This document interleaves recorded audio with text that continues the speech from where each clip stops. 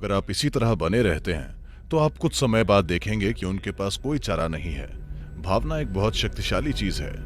ये कोई चाल नहीं है, ये होने का एक तरीका है, ये होने का एक बुद्धिमानीपूर्ण तरीका है।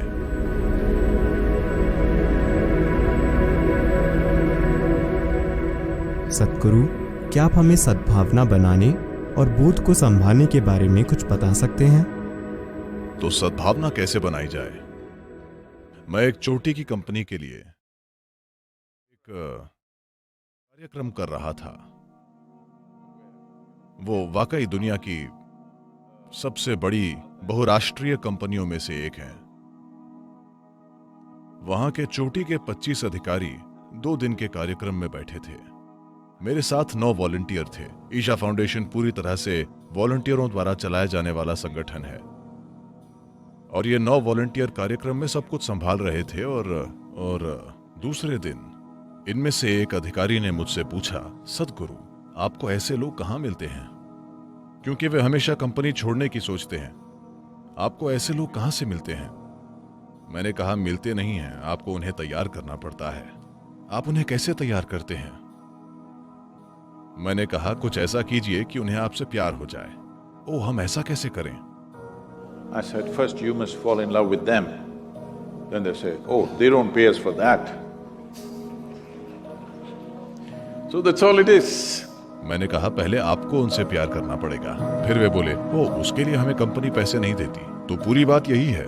तो आप सद्भावना बना नहीं सकते, आपको सद्भावना बहानी होगी। अगर आप इसे हर किसी को देते हैं, ये कई तरीकों से आपके पास लौट कर आएगी। आपको इसकी चिंता नहीं करनी है कि आपके पास वापस आती है या नहीं। यही आपके जीने का तरीका होना चाहिए, इसे होने का तरीका होना चाहिए, ताकि आप स्वाभाविक रूप से हर किसी को अपनी हर उस चीज में शामिल कर लें जो आप हैं। कुछ उत्तर देंगे, कुछ उत्तर नहीं देंगे, और ये ठीक है, ये उनका चुनाव है। लेकिन जहां तक आपकी बात है, कोई विकल्प नहीं है। आप हर किसी के साथ प्रेम में पड़ गए हैं। उनके लिए वे फिर भी चुन सकते हैं, लेकिन कुछ समय बाद वे अपना चुनाव खो देंगे। उनके पास कोई विकल्प नहीं बचेगा। अगर आप इसी तरह बने रहते हैं तो आप कुछ समय बाद देखेंगे कि उनके पास कोई चारा नहीं है। शुरू में वे ऐसे बर्ताव करेंगे जैसे उनके पास विकल्प है, लेकिन थोड़े समय बाद उनके पास कोई विकल्प नहीं बचेगा। तो सद्भावना बनाने की कोशिश मत कीजिए। देखिए, जब मैं कहता हूं कि किसी चीज के साथ प्रेम में पड़ जाइए, तो मैं बस ये कह रहा हूं, जिसे आप प्रेम कहते हैं वो आपकी भावनाओं की एक खास सुखद स्थिति है। भावना एक बहुत शक्तिशाली चीज है। हालांकि लोग हर तरह की तार्किक बकवास करते हैं, फिर भी दुनिया इंसानी भावनाओं से संचालित है। ऐसा नहीं है। सुना जाता है वो अब भी भावनाओं से संचालित होता है ना? देश में या दुनिया में कौन लोकप्रिय है, ये अब भी भावनाओं से संचालित होता है ना? जिन लोगों पर आपने कभी दृष्टि नहीं डाली है, यही लोग हैं जिनके साथ आप प्रेम में हैं। कृपया देखिए।